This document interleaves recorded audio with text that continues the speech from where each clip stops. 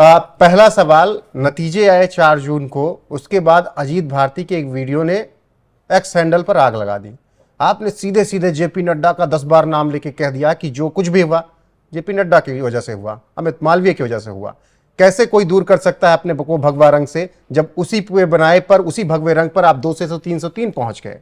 कैसे कोई आरएसएस से अपने आप को अलग कर सकता है? उसके बाद पहले ये बताइएगा कि कितनी सच्चाई थी इसका इफेक्ट पड़ना चुनाव में, और फिर बीजेपी की तरफ से कुछ आया हुआ कॉल कि भाई क्या कर रहे हो? नहीं, कॉल वॉल देखिए, भाजपा बहुत बड़ी पार्टी है और उसके लिए हम लोग बहुत मतलब मिनिस्क्यूल एंटिटीज हैं। उसमें हाँ, ये बात अवश्य है कि बहुत सारे लोग मेरा वीडियो देखते हैं, अप्रिशिएट भी करते हैं, और कुछ लोग कहते हैं थोड़ा टोन डाउन कर लीजिए, सबसे जो है आप लड़के नहीं रह सकते, आप संघ से भी मोहन भागवत बोलते हैं तो उस पर भी जो है आक्रामक हो जाते हैं आप, मोदी जी पे भी हैं, अमित शाह पे भी हैं, तो ऐसे कैसे चलेगा? तो बात फिर घूम फिर करके वही आती है कि मैं किसी पार्टी का कार्यकर्ता तो हूँ नहीं, मैं एक विचारधारा को लेकर के अपनी एक पंक्ति खींच करके और उसमें मैं चल रहा हूँ लीक पर। अब उसमें नीतिगत रूप से मुझे जहाँ पे लगेगा कि आलोचना होनी चाहिए मैं करूँगा। मुझे लगा कि राष्ट्रीय अध्यक्ष के तौर पे यदि आप उत्तर प्रदेश में 32 टिकटें किसी पत्रकार के कहने पे या इसी तरह की कुछ मतलब जिसका कोई बेस नहीं है, अपने कार्यकर्ताओं का नहीं सुना, उस तरह से बंटवारा होता है। अभी समीक्षा बैठकों के आ रहे हैं, उसमें कहा जा रहा है कि जब सरकार सांसद की बात नहीं सुन रही है, विधायकों की नहीं सुन रही है, तरह तरह की बातें कि बूथ लेवल वर्कर जो है हमारे बिक चुके थे, उनके पास जो एक्चुअल इलेक्टोरल रोल था और जो अधिकारियों के पास था उसमें बहुत सारे नाम मिटाए गए थे। आप अयोध्या में जाकर के कैंपेन तक नहीं करते हैं, तो ये सारे फ्लॉज तो है, इसकी जिम्मेदारी कौन लेगा? अध्यक्ष को ही लेना चाहिए। और एक अध्यक्ष के तौर पे नड्डा जी का अचीवमेंट है क्या?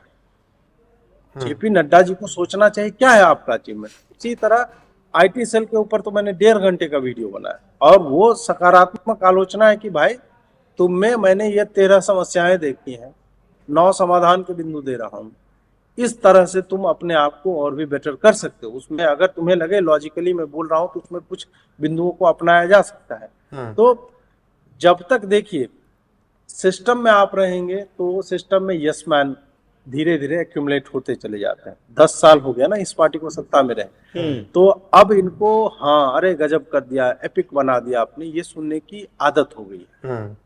इस कारण से क्या है कि बाहरी स्वरों को ये लोग पेनिट्रेट करने नहीं देते, वो परिधि पर से ही वो निकल जाती। ठीक है। अच्छा, लेकिन जिन लोगों को हाँ, एक सवाल मेरा है, ठीक है, आप पार्टी विशेष पर, चाहे बीजेपी हो, आम आदमी पार्टी हो, कांग्रेस, किसी पर आप सवाल उठाइए, तंज मारिए, ठीक है, लेकिन जब अजीत भारती सुप्रीम कोर्ट और फिर सीजीआई पर भी शब्दों को ऐसे बाण छोड़ते हैं कि सुनने वाला सोचता है कि भाई सुप्रीम कोर्ट पर ऐसे कैसे बोल गए? नहीं देखिए, सुप्रीम कोर्ट ऐसा तो है नहीं कि वो, हम लोग democratic Republic of north Korea में रह रहे हैं, हम तो भारत में रह रहे हैं। यदि हमें संविधान और 19(1)(a) के तहत हमें यदि अभिव्यक्ति की स्वतंत्रता के अधिकार, मौलिक अधिकार मिले हुए हैं, हम न्यायपालिका को क्रिटिसाइज क्यों नहीं करें? जब विधायिका को कर सकते हैं, कार्यपालिका को कर सकते हैं। पुलिस गलत कार्य करती है तो हम पुलिस ने तो आज तक किसी पे कंटेम्प्ट नहीं लगाया है। संसद या विधानसभा ने तो कंटेम्प्ट नहीं लगाया है किसी के ऊपर कि आपने नेताजी को, प्रधानमंत्री का आलोचना कैसे कर दी। तो चीफ जस्टिस ऑफ इंडिया या जुडिशरी में ऐसे कौन से, मतलब उनको कोई विशेषाधिकार नहीं है कि उनके ऊपर टिप्पणियां नहीं की जाए, और श्रृंखलाबद्ध तरीके से, मतलब इतने ऐसे निर्णय पड़े हुए हैं। अब चूंकि मैं स्वयं अभी कोर्ट में ही वहां से रिलीफ सीख कर रहा हूं तो मैं यहाँ पे कुछ नहीं बोलूंगा, लेकिन ऐसा नहीं है कि न्यायपालिका जो है आलोचना से परे हो जाए। मुझे लगता है कि विधायिका और कार्यपालिका की तरह न्यायपालिका की भी स्वस्थ आलोचना होनी चाहिए, और इन्होंने कुछ जो चीजें बहुत ही बेकार और असंवैधानिक कर लिया है अपने लिए, जैसे कॉलेजियम सिस्टम है, तो उस पर पुनर्विचार होना चाहिए। इनको सोचना चाहिए कि हम क्या, पूरे दुनिया में इस तरह की कहीं पे व्यवस्था नहीं है कि जज ही जजों को चुन रहे हैं, हायर जुडिशरी में इस तरह की। और आपके अपने जितने भी जज हैं रिटायर होते हैं, उनको चिंता होने लगती है कि अरे पेंडिंग केसेस हैं, हमें ये कर देना चाहिए, वो कर देना चाहिए। जब वो सिस्टम में होते हैं तब ऐसा नहीं बोलते।